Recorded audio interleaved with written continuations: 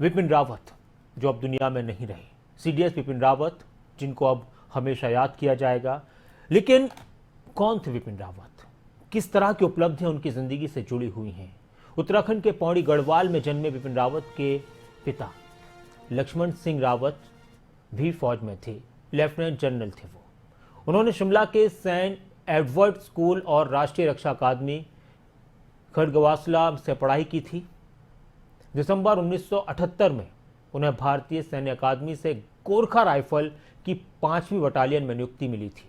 CDS बनने से पहले विपिन रावत थल सेना के अध्यक्ष थे। विपिन रावत की 2 बेटियां हैं और पत्नी मधुलिका आर्मी वेलफेयर एसोसिएशन की अध्यक्ष थी। एक बड़ी बात यह है कि अब इस वक्त दुनिया में ना तो विपिन रावत रहे और ना ही उनकी पत्नी रही हैं। एक परिवार के लिए और उन 2 बेटियों के लिए जिन्होंने एक ही बार में एक ही दिन अपने माता पिता को खो दिया। और भी मौतें हुई हैं और भी हमारे जवानों का निधन हुआ है इस हादसे में।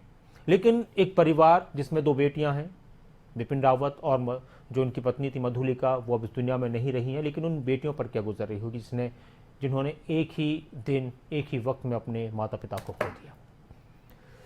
क्या आप जानते हैं कि विपिन रावत होने का मतलब क्या होता है? इस देश में विपिन रावत होने का मतलब है 2 पड़ोसी देश चीन और पाकिस्तान को उन्हीं की भाषा में जवाब देना।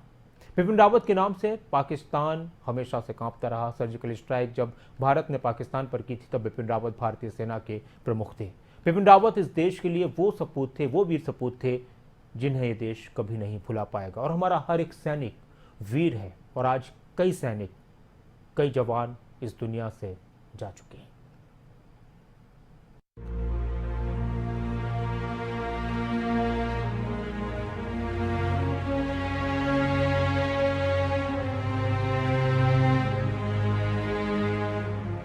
देश के पहले सीडीएस विपिन रावत, जिनका एक लंबा वक्त भारतीय सेना की सेवा में गुजरा, जिन्होंने भारतीय सेना के चीफ के तौर पर सेना को मजबूत करने का काम किया, जिनके नाम से दुश्मन भी थर थर कांपते रहे। के खिलाफ वो या चाइना के खिलाफ है, उससे वाकिफ थे।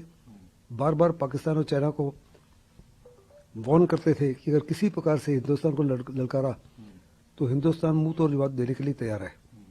ऐसे में अगर खुशी की लहर हो गई होगी पाकिस्तान के अंदर, चीन के अंदर और खास करके आतंकवादी आंखों के अंदर जो विपिन रावत के रडार पर थे। सीडीएस विपिन रावत को ऊंचाई पर जंग लड़ने और काउंटर इंसर्जेंसी ऑपरेशन यानी जवाबी कार्रवाई के एक्सपर्ट के तौर पर जाना जाता रहा। 29 सितंबर 2016 को विपिन रावत ने आर्मी चीफ के तौर पर सर्जिकल स्ट्राइक को अंजाम दिया।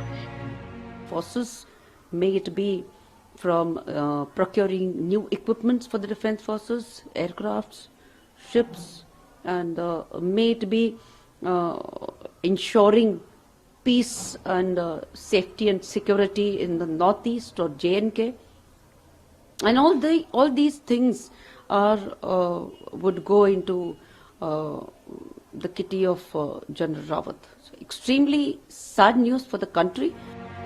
जब भारतीय सेना ने ट्रेंड पैरा कमांडो के माध्यम से पाकिस्तान में घुसकर आतंकी शिविरों को ध्वस्त कर सर्जिकल स्ट्राइक को अंजाम दिया, इस पूरे ऑपरेशन का जिम्मा तत्कालीन आर्मी चीफ विपिन रावत के कंधों पर ही था। कैसे और कब इस ऑपरेशन को अंजाम दिया जाए, कौन कौन इस ऑपरेशन में शामिल होगा, इसके लिए बाकायदा वॉर रूम में पहले प्लानिंग की गई और फिर 29 सितंबर की रात को इस ऑपरेशन को अंजाम दिया गया। सबसे बड़ी जिम्मेदारी विपिन रावत पर यह थी कि एक भी जवान का नुकसान ना हो, यानी ऑपरेशन के बाद सभी जवानों को सुरक्षित वापस लाने की बड़ी जिम्मेदारी भी उन्होंने निभाई और इस ऑपरेशन को सफलता से अंजाम भी दिया। न सिर्फ इतना बल्कि आर्मी सर्विस के दौरान एलओसी, चीन बॉर्डर और नॉर्थ ईस्ट में एक लंबा वक्त निकाला। विपिन रावत ने कश्मीर घाटी में पहले नेशनल राइफल्स में ब्रिगेडियर और बाद में मेजर जनरल के तौर पर इन्फेंट्री डिवीजन की कमान संभाली। विपिन रावत को इंडियन मिलिट्री एकेडमी में स्वॉर्ड ऑफ ऑनर से नवाजा जा चुका है। बिपिन रावत भारतीय सेना के 27वें सेनाध्यक्ष के रूप में भी कार्य कर चुके हैं।